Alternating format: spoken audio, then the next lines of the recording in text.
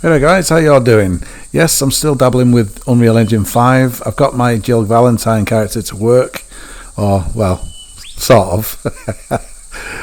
She looks a bit butch where she stands and where she runs. When you see her from behind, you'll see that it looks like she's sat on a lot of horses in her time. But anyway, we have a Gigantosaurus just chilling out, walking through the outback. This asset pack is called Rural Australia, and it's finally available on Unreal Engine 5. Now, for many months, I've wanted to try it out, but it was only compatible with the earlier engines. But when I walk through here, even though I'm adding dinosaurs, like, you know, that's what you're used to seeing with me, it reminds me of my childhood. For 2 years of my life, when I was in between the ages of 4 and 6 years old, I lived in Melbourne, Australia. And outside of Melbourne was my cousin, but he was a grown man. I was like I say, between 4 and 6 years old, but he was a grown man with family.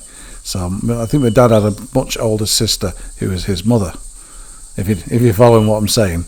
But anyway, he was called Brian. He used to play the guitar, and he had a house in this kind of an area, but it was a lot less trees where he lived. It was just flat brown landscape in every direction, you know. We have a Mr. Snake there. Don't get too close, he's trying to bite me. We have a Brachiosaurus. And anyway, but my cousin, he had a pet tarantula which he kept on the wall, and it got rid of all the mosquitoes and flies, you know. So it's kind of part of the furniture really. But I've added, as well as animated models to this landscape, I've added volumetric lighting with he just disappeared. But I've added what do you call it, lens flares to the sun and God rays and all sorts, because it didn't have them. You see, absolutely beautiful. But anyway, my cousin Brian, he lived out in the outback, and my God, I can just vaguely remember certain things. I've added these crocodiles to this scene. I've still been working on my little island complex. You ought to see it now. There's all sorts of add-ons. There's a great big section been made specifically for like an enclosed area for the more dangerous dinosaurs. But I've shown enough of that. So the only difference with that, apart from what I've just said, is the volumetric lighting and all the lens flares I've added to that as well. But this is just a beautiful pack. You can download it for free. It won't cost you a penny. This is one of 3 demo maps. But actually, this is the second one. This is the one that features this river meandering through the rocks, and I've added the crocodiles and that little seagull on the rock. I know you're not going to get many seagulls in Australia in an area like that, but I just thought I'd give them something that they're focusing on. Look at them two lying in wait in the water. But anyway, this pack is by a guy called Raptor, and it's a controllable quad bike. So enjoy PEMBY'S Island Tours Australia version, the Australian version. Anyway, thank you for watching. Now, something I am against is going on about likes and subscribing before you've even watched the content.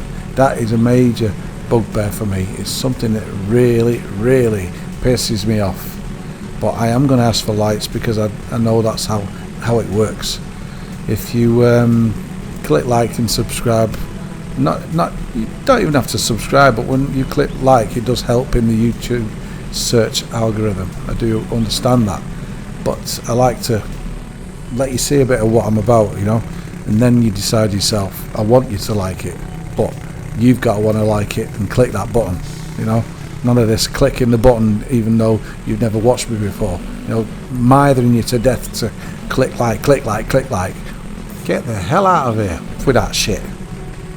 Sorry for my language, but it really winds me up. Anyway, I'll probably bleep that out on the edited video. But I'm just, this guy, Raptor, I'll leave a link in the description to his content, because he makes some great controllable vehicles. He does boats, he's got a submarine there, he's got tanks, and he's got helicopters. The helicopters is what I want to utilise in a landscape like this. The only problem is, what I find with his controllable vehicles is that I can't control them too well, because I'm used to a controller. I am using a controller, as you can see now, to try to move this bike around. It's got stuck on some invisible wall, but controlling a helicopter with a joypad, it's just not really made for it. But I urge anybody on the marketplace, if they want to make controllable vehicles, please be joypad friendly, you know, because otherwise it's just another crash. Otherwise you just you don't enjoy it as much, you know. Give everyone the option, and then you'll sell more, you know, assets, of course. But anyway, I'll let you hear the music, and I compose this track myself. It's called On the Right Track, and it's I did a similar video on a quad bike from Battlefield 3 years ago with this track in the background, and it did quite well, so I enjoy it. I'll shut up now. Thank you for watching. See you in the next one. And I say again, don't forget to click like and subscribe, and you know, see more of this kind of stuff later.